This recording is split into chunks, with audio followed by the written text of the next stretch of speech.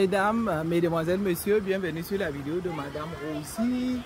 Écoutez, j'arrive à l'instant à la piscine.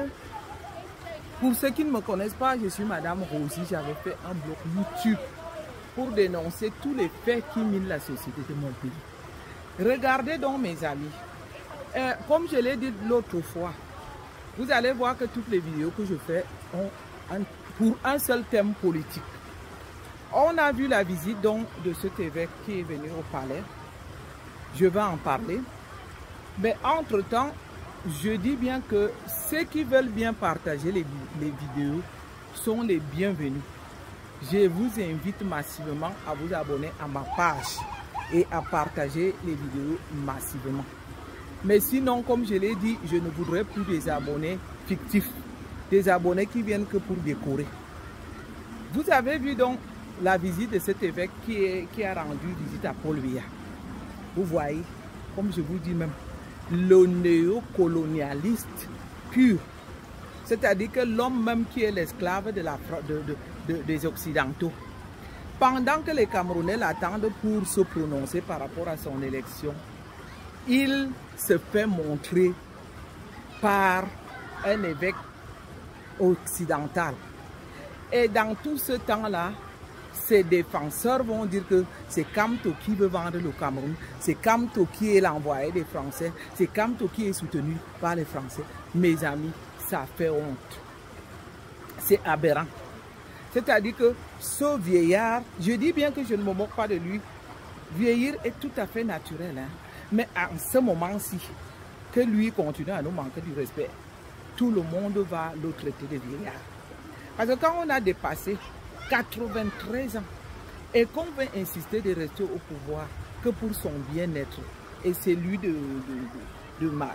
son épouse et de ses enfants, au point de ne même plus penser aux autres Camerounais, au point de se porter esclave des Occidentaux juste parce qu'on doit le maintenir au pouvoir. Excusez-moi mes amis, je vais peut-être déposer mon sac. Je vais déposer mon sac parce que c'est pas, j'ai pas l'habitude de faire ce genre de choses, sac machin, tout. C'est pas mon truc.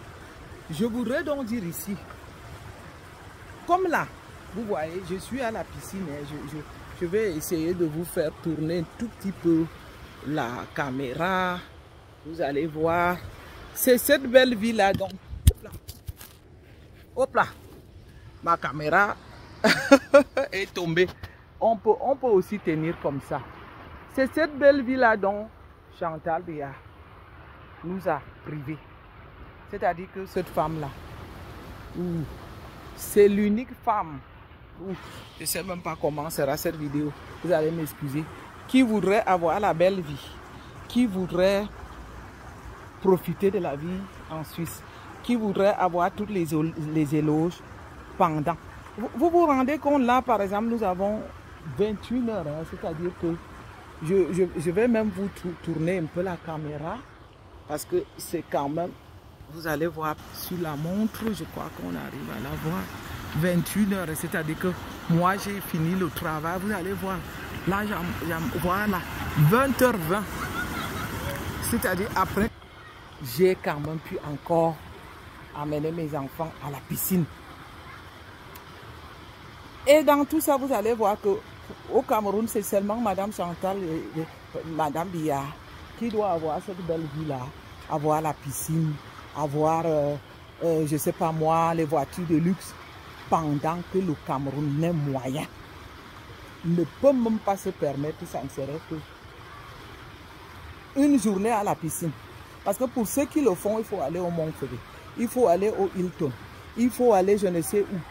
Et tout ça, ça nécessite les moyens pour le Cameroun, pour le Camerounais moyen. Alors que nous autres en Europe, ça c'est juste un contrat qui ne coûte presque rien par mois. C'est-à-dire qu'avec moins, j'arrive à faire un contrat pour mes enfants qui sont quelque part, que je ne vais pas quand même montrer. On voit seulement que la piscine est grosse. Cette lutte-là donc, que nous autres nous sommes en train de mener. Parce que nous autres, les combattants, nous ne sommes pas des égoïstes. Nous souhaiterions donc tout Camerounais moyen puissent bénéficier du minimum qui est le bien-être. Et comme je vous l'ai dit, chers amis, je crois que le professeur Kamto est mieux placé pour nous assurer ces minimums. Parce que vous voyez que le combat qu'il est en train de faire, c'est pour que tout Camerounais puisse vivre normalement.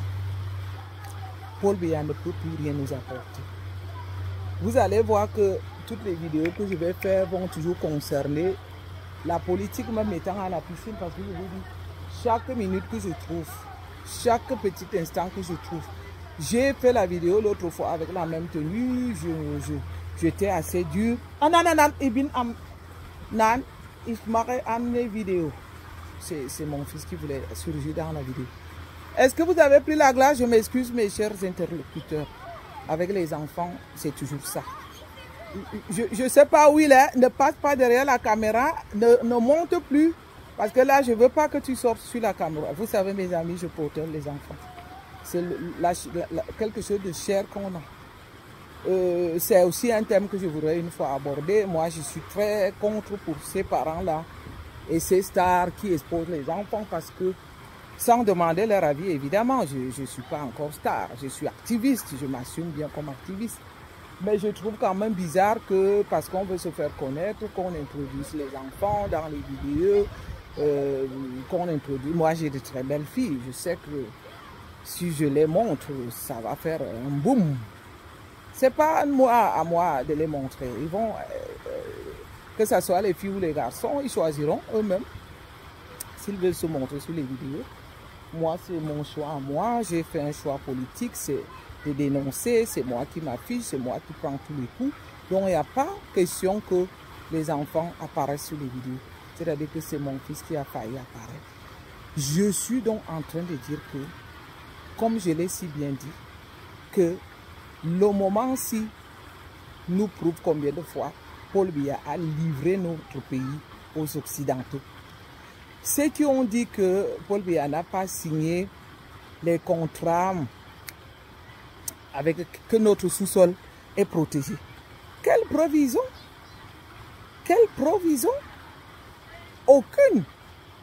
Parce que quand vous voyez un individu qui veut mourir au pouvoir, qui fait tout, qui insiste pour mourir au pouvoir, quelle que soit la grogne des Camerounais, il n'a rien à cirer. Son principal problème, c'est demeurer au pouvoir. Et il voudrait même encore qu'on lui fasse les obsèques nationales. Ce que je trouve qu'il ne les mérite pas.